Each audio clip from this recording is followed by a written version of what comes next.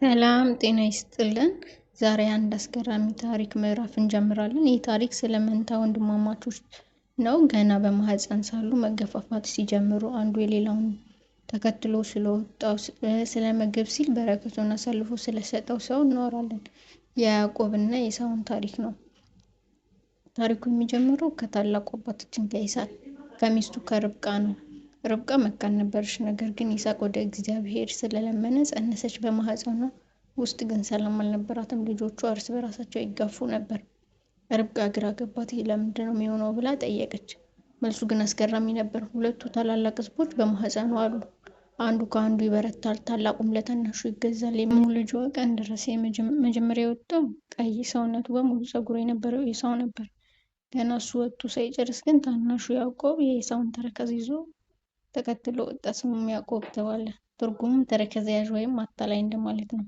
እነዚህ ልጆች ሲያድጉ ፍጹም የተለያየ ባህሪ ነበራቸው። ኤሳው ሜዳ ለሜዳ የሚሮጥ ጎበዝ አዳኝ፣ አባቱ ይስሐቅ ምርጥ ልጅ የሚወደው ልጁ ነው። ያዕቆብ ግን ጭምት በቤት ውስጥ የሚቀመጥ ስለሆነ እናቱ ርብቃ ትወደዋለች።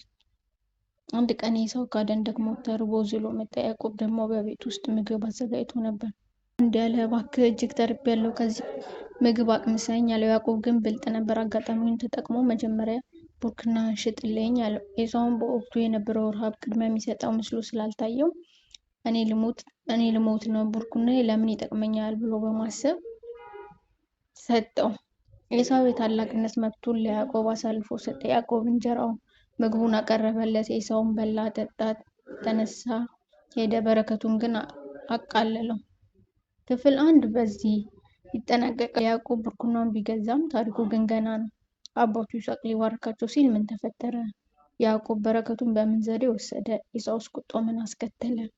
በክፍል 2 የቀረውን ታሪክ ይዤላችሁ እመጣለሁ። ቪዲዮ ከተመቻችሁ ላይክ፣ ሼር፣ ሰብስክራይብ በማድረግ ቤተሰብ ሁኑ።